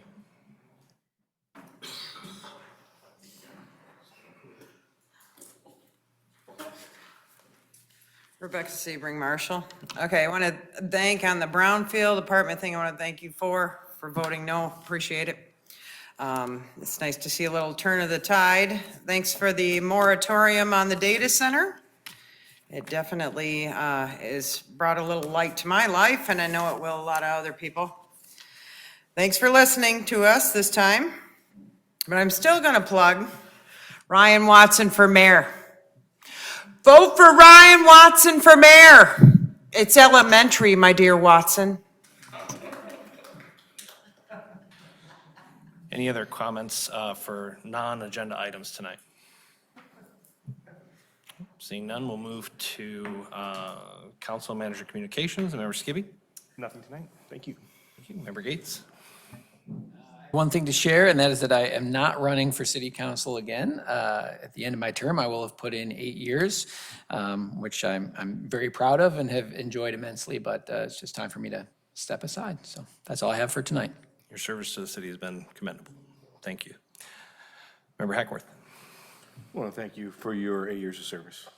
It's very commendable.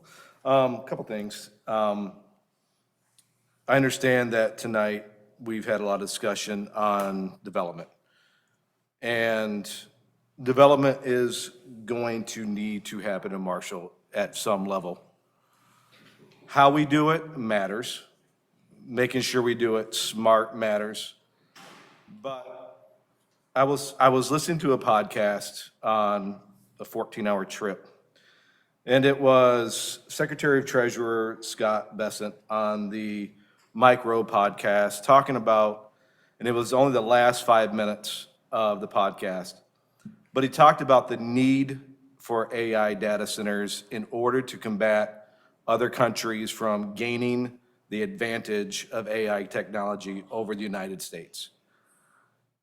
So there's a lot of, I hear remarks quite a bit here about fear of other countries doing things in the United States. But when you look at AI technology in the United States, right now we are leading that race. And the United States needs to make sure that they keep winning that race, because AI is going to get stronger and whoever controls it is going to be stronger. So as I'm hoping over the next year, 2, 3 years, that as infrastructure develops as far as energy-wise, engineering develops and becomes better, that we will be able to see data centers that do not destroy water supplies, that do not exceed energy limits, but are done in a correct way. But data centers will come. I am glad we are taking this 1-year moratorium for our city to make sure that we know what is right for our town. Because what is right for bigger places doesn't necessarily mean it's right for Marshall. And so I look forward to the development on the west side of town. I look forward to seeing Marshall grow. I think Marshall is a great place to live. I have lived here for 38 years. I have raised 3 children here, currently raising a 9-year-old here. I have loved this town. And this town, and I have seen, and I've said this before, I've seen this town in the later 90s, early 2000s when it looked like half the downtown buildings were vacant. I'm sure it wasn't half, but it felt like it at times. And now we see a vibrant downtown. We see vibrant activities going on in Marshall. I want to see Marshall succeed. And so I am not against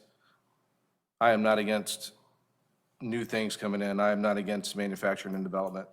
But I do think that we need to be careful how we approach it. And I look forward over this next 365 days of getting our ducks in a row so that we can make sure that we are proactive and able to control how we grow as a town. And I don't know if this is the right place to do it, but at some point in time, I think we need to look at that property out there and take it out of the hands of the LDFA so that as a city council that we have more control over what goes in that land. Thank you. Member Traver? Nothing, thank you. Member Underhill? Just for reference on the dark money games at Great Escape, it's a 50-50 raffle for the performances they have there. So that's the only thing that was added, that we just want to make that a light of 50-50 raffle. Thank you. Member Cheney Haggett? I appreciate James especially. He and I think a lot alike about our desires for I think we all feel the same thing for our desires for our town. We want to make sure that we're doing it right, that we have proper growth, that we have the right ordinances to protect the town that apply to all the businesses that might be coming in. It's not just data centers that we're concerned about. We want the ordinances in place for all of potential industrial growth. I read every day articles about AI and the AI race and the uses for advancing medicine, advancing manufacturing, developing new materials to build parts with. This is part of my job. I read this every day. And so I know that I'm not going to stop AI. I know that we need this to stay ahead, to stay the best country in the world, on earth. But regulations to protect our little piece of paradise is important. So that's my AI story. Also, I work with these companies every day, and, Derek said something about, that the font has to be this right size and the margins. I work with companies every day that put in proposals and answering solicitations, and that is government-wide. You have to follow the rules, and if it does say a 12-point New Times Roman font and a 1-inch margin, you better do it, especially with the federal government. Otherwise, they have the right to throw your proposal right in the trash. So they don't have to read it. You're insufficient. So that's that. And airport. We had airport board tonight, and they were really happy. They had breakfast last weekend. They had a movie on Friday night. Eventually, it got rained out, and so they were but they sold like 19 hot dogs, and all of the comments were positive about that, so they were pumped, and I hope to see an expansion of the airport movies next year. So, thank you. Have a great night. Manager Perry? I just want to remind the city council and the public that tomorrow night is National Night Out, again, at the Calhoun County Fairgrounds from 4 to 8 p.m. It's a free event. You can come and meet the dedicated men and women who serve and protect this community and truly care about this community, and have a conversation with them. I would encourage you to do that. They truly do care. And again, you can look at public safety equipment. They got some drone presentations and the smokehouse demonstration and all that. So again, Calhoun County Fairgrounds tomorrow from 4 to 8. And it's free. Thank you. Thank you. Clerk Eubank? Tomorrow is Election Day all across our great state. Polls will be open from 7 a.m. until 8 p.m. We've already had 1,000 people who have voted either by absentee or by early voting and taken advantage, and I am hoping that the rest of our voters get out there and get the vote out tomorrow. Awesome. Thank you. Yeah, I'll also mention National Night Out. It's a great event. It takes place up at the fairgrounds, and it represents really every first responder unit in the county. I've been up every year. It's always a great, very family-friendly event. They've got lots of activities. Speaking of, though, this past weekend was extremely busy. The Classics and Cocktails event at the venue on Friday had some beautiful cars there, and then Motorfest all day Saturday. I know, social media lit up with Josh and Jace coming to town. I did have an opportunity to speak with them and got a few minutes on camera with them and plugged all the great events happening over the summer in Marshall and what a fabulous town this is. So that was fun. Hopefully their 3 million followers see it and wonder what Marshall is. So I will say there's a couple more events. Just want to make sure I got this right. The Speakeasy Pop-Up is coming up this week. The Calhoun County Fair starts August 16th. And then, that'll lead us right into Labor Day and the home tour. So lots of great events still yet to come this summer. It's going to be, as I said on their interview, this is a hopping little town. So, with that, I will take a motion to adjourn. So move. All in favor, say aye. Aye. All opposed, same sign. We are adjourned.